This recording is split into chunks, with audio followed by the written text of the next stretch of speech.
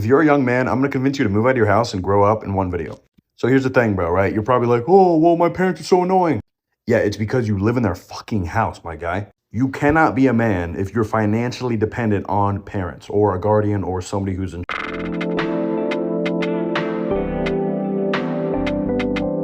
Hi guys, welcome to my channel. If you're new here, I sit up in my couch and I give you the tea without giving you the actual tea.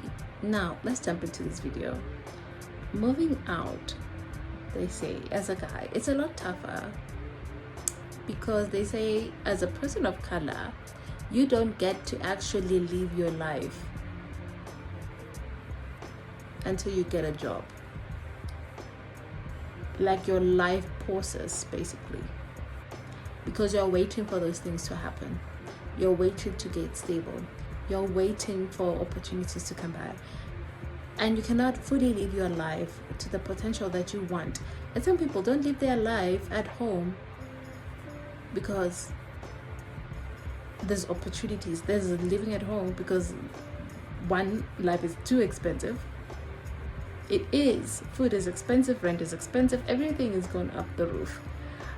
And people are looking at that and they'll be like, yo, I would rather, like, if you live in a healthy environment with your parents, then why not? Why not stay with your parents? What is wrong with that?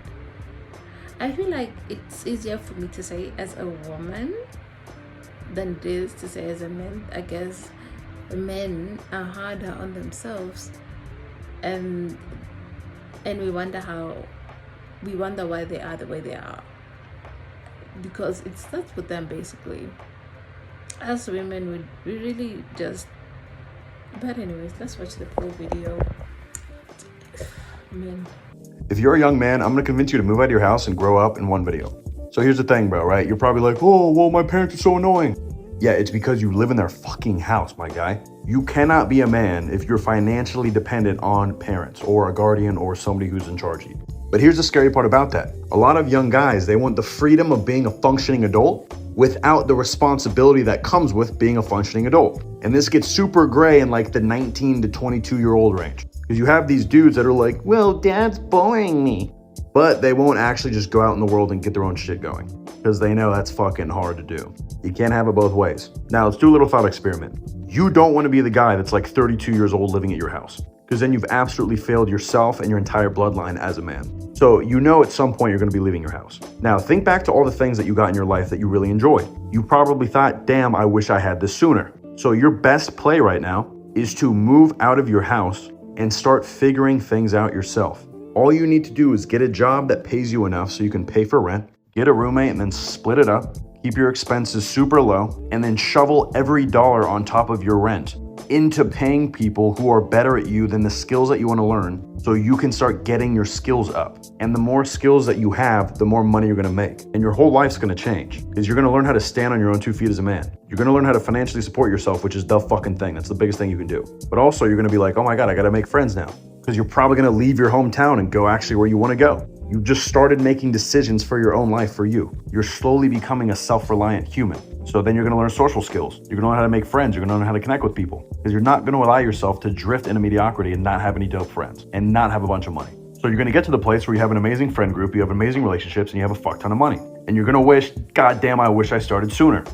So stop being a little, move out. I honestly think that mindsets like that are a great example of why so many young men just feel checked out from dating and relationships and branching out as a whole. Because if you're a guy and you're trying to date in the traditional sense or even make new friends as a man, it's really hard to do that if you're not financially stable, have your own place, have your own car, and all that jazz. But it's becoming increasingly difficult to do that in general, let alone as a young man who doesn't have the facilities to do all that without financially shooting yourself in both feet. Like between the ages of 18 and 29, 50% of people, that's 50, still live at home with their parents because it's so financially difficult to go live on your own, especially if you're not trying to live with a bunch of strangers as roommates. And I think the problem that young men are having in specific in this case is that even if you're a guy in your early 20s who's understandably gonna struggle to be financially independent and live on your own,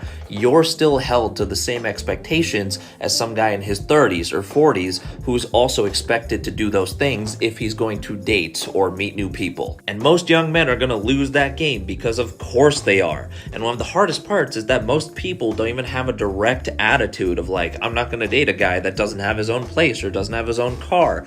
But indirectly, all the practices and dating standards that are in place right now are really difficult for a man to do if he doesn't meet that certain set of criteria. So when most young men feel like the odds are stacked against them until they get another 5 to 10 years under their belt, they go, why am I even playing? And then they just reserve to themselves and focus on themselves. And I also think that's a huge part of why so many men can't seem to let go of the idea that their value as human beings is strictly tied to their income or their industry, because they felt like they couldn't even pursue romance or connection with other people until they hit a certain set of standards in this area. So this isn't all to say like, yeah, they're right, that's how society works, be a man and suck it up, meh.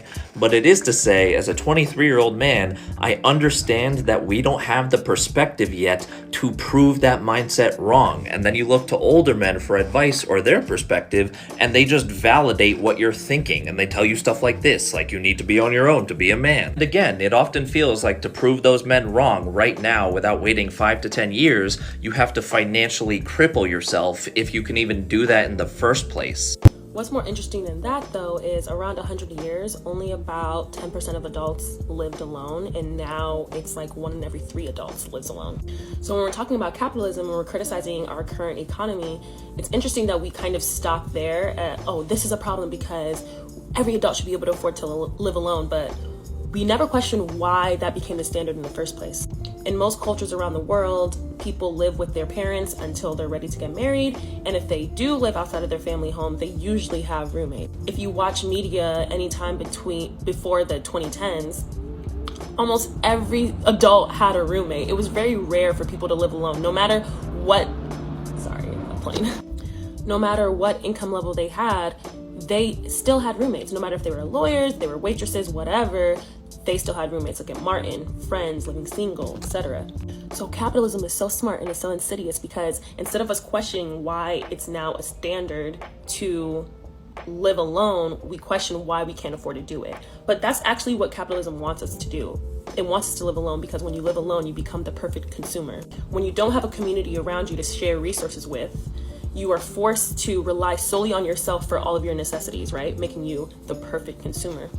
And we've gotten away from being community-based so much that people don't even question like, well, why is it that so many people want to live alone? Why is it so appealing? It's because people are shitty roommates, bro. But the reason why people are shitty roommates is because they don't know how to be in community with other people. Because of what? Capitalism. There's no deep ending to this. I just think this topic is so interesting.